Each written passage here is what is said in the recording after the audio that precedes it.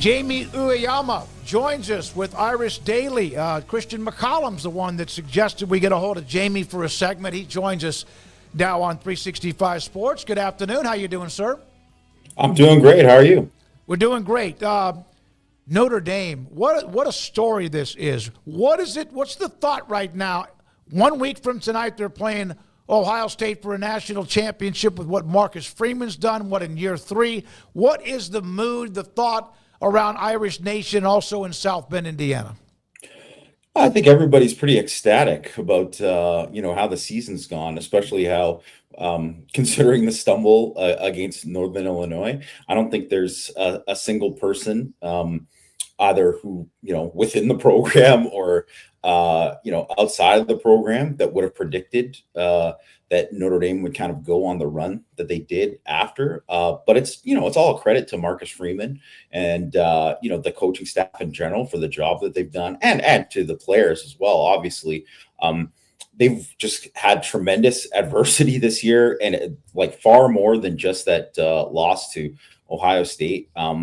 This is easily the most injuries that I can remember, well before they even got to the college football playoff. They've had to overcome a ton of season-ending injuries to key players, 4 starters on defense, several players on the offensive line that was kind of like a rebuilding offensive line, and they just plugged people in and just kept going. And it's really been remarkable, what they've done, what they've accomplished, how they've played total team football. The defense has been elite all season, and just really the growth of Riley Leonard, obviously on offense, and what they've done on the offense side of the ball. They've just done a tremendous job coaching this group.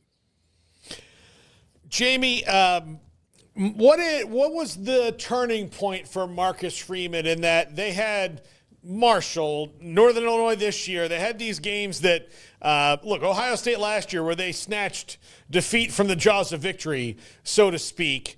And now the last, this part of the season, but especially in the playoff, this looks like a guy who's found himself and is coaching as free and easy and as fun as you can imagine. Yeah, I think some of it is those experiences and losing those games. And I think, normally you wouldn't say that losing games like that would be a way to, get better, but you learn from your losses. You learn from those mistakes. And they've grown from them, and he's grown from them. And I think that's been a big thing where, there's a big difference between how he's approached certain things in terms of how aggressive he is in year 1. I think he, played it a lot safer, punted sometimes when I think people wanted to go for him. Maybe the analytics said to go for him, go for it. He didn't. He's just been much more aggressive, much more strategic about how the in-game coaching that has definitely improved a long way. But I don't think there's anything that's changed in terms of what he's done in order to connect with the players, to motivate the players, because they've lost those games that maybe they shouldn't have, but they have been up for big games. And I know that one of the things, when they played USC last year, when they played Clemson in 2022, those were games where I think people wouldn't have predicted them to do as well as they were heading into those games, and they dominated those matchups.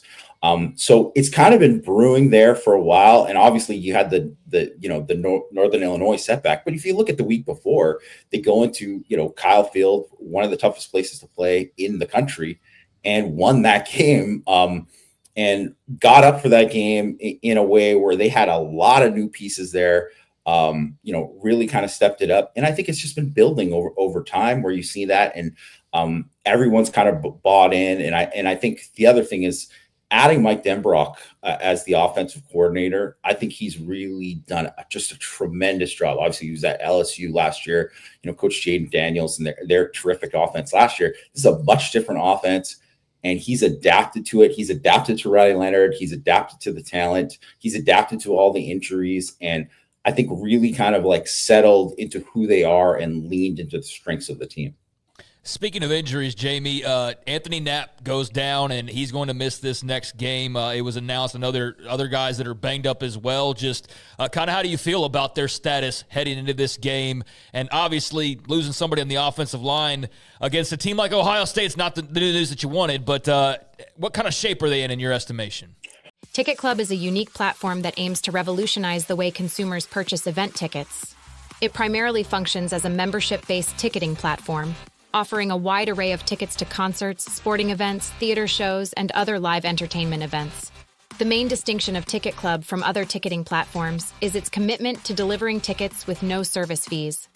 Features and benefits of TicketClub. One of the most distinctive features of TicketClub is the absence of service fees. Most ticketing platforms charge service fees, which can elevate the cost of the ticket significantly. However, with TicketClub, the price you see is the price you pay. This translates to substantial savings, especially for frequent ticket buyers. TicketClub also offers a diverse selection of event tickets. From Broadway shows and music concerts to NFL games and comedy shows, TicketClub has it all. This diversity makes it an ideal ticketing platform for all entertainment lovers. Reliability and pricing. When it comes to reliability, TicketClub does not disappoint. The platform guarantees the delivery of authentic tickets on time for the event. In the rare case that a problem arises, the company promises to refund 100% of the purchase price. TicketClub operates on a membership basis. Non-members can still purchase tickets, but they are subject to small service fees. To enjoy the no service fees benefit, one can join as a member at a fee of $49.99 per year. However, certain groups, such as military personnel and first responders, can receive free memberships as a thank you for their service. Customer support. Customer support is a critical aspect of any business, and TicketClub excels in this area. The platform provides comprehensive customer support to ensure all queries and issues are handled in a timely and professional manner. Customers can reach out via phone or email, and the Help Center on their website offers answers to frequently asked questions. Unique features and benefits. In addition to the no service fees feature, TicketClub has a unique feature called the TicketClub Premier program. This allows members to earn points on their purchases, which can be redeemed for discounts on future purchases. This feature adds to the overall value provided by the platform and encourages customer loyalty. In conclusion, the introduction to TicketClub reveals a platform that is designed with the customer in mind. The no service fees policy, diverse event selection, reliability, competitive pricing, and excellent customer support make TicketClub an appealing choice for purchasing event tickets. Whether you're a sports fanatic, a theater enthusiast, or a concert goer, TicketClub is your reliable partner for event tickets. I mean, they're not in good shape. Like, I don't think, and they haven't been in good shape in the offensive line, even kind of before that, just based on kind of where their depth was. And if you look at the defensive line too, obviously they lost Riley Mills after the Indiana game. You know, he had been their best defensive lineman all year. Howard Cross was an All-American last year. I mean, he's playing, but he's basically playing on one ankle, and he's been like that for many weeks now. He missed 3 games towards the end of the season with a high ankle sprain, and he really hasn't been the same since he's been back. And he started the year, he had like a tweaked hammy, and he wasn't quite there. Finally got there, and then the ankle happened. So they've lost a couple of edge rushers. They've lost guys. You know, they've lost Charles Jagusaw was supposed to be the left tackle at the start of the year, tore his pec first week of camp, came in, hadn't played a snap all season with the offense, stepped in a right guard, did a heck of a job. So there's a chance that he might play left tackle in this game. It depends what they want to do with Tosh Baker, who filled in at left tackle in the game against Penn State. And Jagusaw is a beast. He's going to be a stud. He's going to be a very, very high pick. So it might not be as big of a drop-off there as you think, but still, you're getting a guy who hasn't really been playing that. He has very little experience compared to Knapp, obviously, who he played that whole game, and it's just another kind of moving piece there. They've kind of patched it together the whole way. And just no matter what, whenever you've kind of thought, well, the dam's going to break. There's this injury. It's going to go. Ben Morrison, their All-American corner, they lost him to, and it just really hasn't mattered because they've had guys to step up. it's a different animal going against Ohio State, easily the most talented team that Notre Dame has played all season, probably the most talented team in the country. But, you just kind of learn to never doubt Notre Dame and from no matter what the circumstances are. How, besides the obvious, Jaden Greathouse, a young man who played at Westlake High School about an hour and a half south of us, had his best game, I think, since he's been at Notre Dame. Maybe I'm missing one prior to this year, but wide open on the one, made the two guys miss, broke ankles twice on that play when he got free and then also when he got loose at the end. How important was it? Because they don't really have what looks like the dog at wide receiver, but he was fantastic. Oh, he was awesome, and it was definitely the best game of his career. But like you said, like he was an impact guy, one of the best high school players in Texas, one of the best receivers. I know he's breaking records there, and that's a very historic program with a lot of big time guys that have come out of it.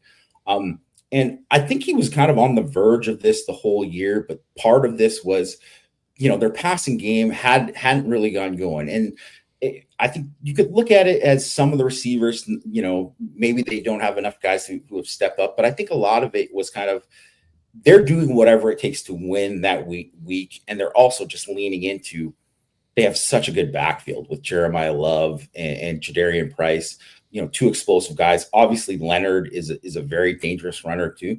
So I think some of that had took away from maybe developing, the receiver position like you want to, but they desperately needed someone to do that. He's the first guy who's had a 100-yard game for Notre Dame all season. And they've had guys who've had spurts there where, maybe it looked like, oh, maybe this will be the guy. And frankly, like, you don't want to say like, oh, now this is like, that's Greathouse's coming out party. But I honestly think it might be because he had just showed he had such a great spring ball. He had such a great fall camp. And there were times during the season where it looked like it was about to happen, but then he maybe only got like a couple targets one week, a couple targets here, a couple targets there. But he's just been Mr. Consistent all the time. He's a tremendous route runner and just a tremendous competitor. And I'm just like a big believer in a guy that, when a guy goes in and he's like produced in the biggest moments against top competition, playing in like high pressure moments in Texas high school football, it's not a big deal to jump into these other things. It's just like, that's what he's used to going into a CFPU game and producing like that. The history of Notre Dame football, it's hard to imagine that it has been since 1988 when they won a national title. I know they've had a couple of times when they dipped that toe in the water. How to see a picture of Joe Theismann and Tim Brown and Jerome Bettis. We had Bobby Taylor on our show last week, the great cornerback back when Holtz was there. How excruciating, or that's maybe too harsh of a word, that they've been good, but they haven't really been relevant at the top, which is hard to do in this day and age of college football because it's been like a group of 5 to 7 teams. I mean, I would say that most Notre Dame fans would call it excruciating. Most of the people, at Irish Sports Daily, like the subscribers there. There's a lot of obviously older gentlemen who have been like there all the way dating back to Ara Parsegian, right? That maybe they went to school during that time. And so they experienced a completely different level. They went through obviously the Holtz years where they had a ton of success, putting so many guys in the NFL. And they've kind of, and it was dark times for like basically a couple decades really at Notre Dame where they'd have a year here or there, but, Bob Davie, Tyrone Willingham, Charlie Weiss, it was just never going to be consistent. And you got to give credit to Brian Kelly for what he did to get them back up into like kind of like that tier below there. And obviously they made a national championship game. They made the college football playoff twice, but this is a different kind of team. And definitely Marcus Freeman has improved the roster greatly. Like there's no way you could deny that, even if I don't care about recruiting rankings. You just look at the product on the field and all the guys who've been injured, and then like the freshmen that have come in. And some of these guys aren't all blue chip guys, but they play like blue chip guys and certainly have. So I think they've done a tremendous job with evaluating, developing these guys. The coaching staff is I've covered the team for a decade. This is easily the best coaching staff that they've had since I've been covering the team. And really, like, Notre Dame fans are desperate. They're desperate to, be back here. And I think it's a different feeling too, that even if they don't win this game, and obviously they're not favored to win this game, this isn't the end. This isn't just like hey, this was a great run. This is like the start of something under Marcus Freeman. Go ahead, Paul. Well, I mean, to that end, there's, rumors out there about the NFL. Has he ever said anything about being interested in that, and how worried do fans get about that possibility? I mean, he's never expressed interest. He's been asked about it. He just signed like a big extension. So he's, one of the highest paid coaches in college football. Obviously making this run right now, that's bringing a ton of more money into the program in terms of like the payout of what they get for the college football, from the college football playoff committee and all that.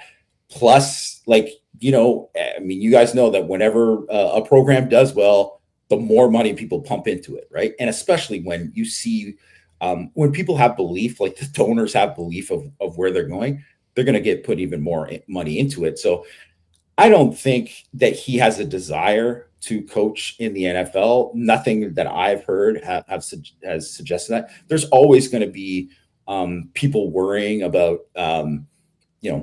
whether or not that might be a possibility. And certainly that was something that, people were bitter about with Brian Kelly, because he kind of flirted with that. And I think he kind of always wanted to go there, but then he never got the opportunity. He never got offered a job. So I don't think Marcus Freeman is going to do that. Maybe one day that will be the next thing. He's obviously a young guy, right? Like he could coach at Notre Dame for the next 15 years and then decide, hey, well, now I want to check that. But he's put so much into the program.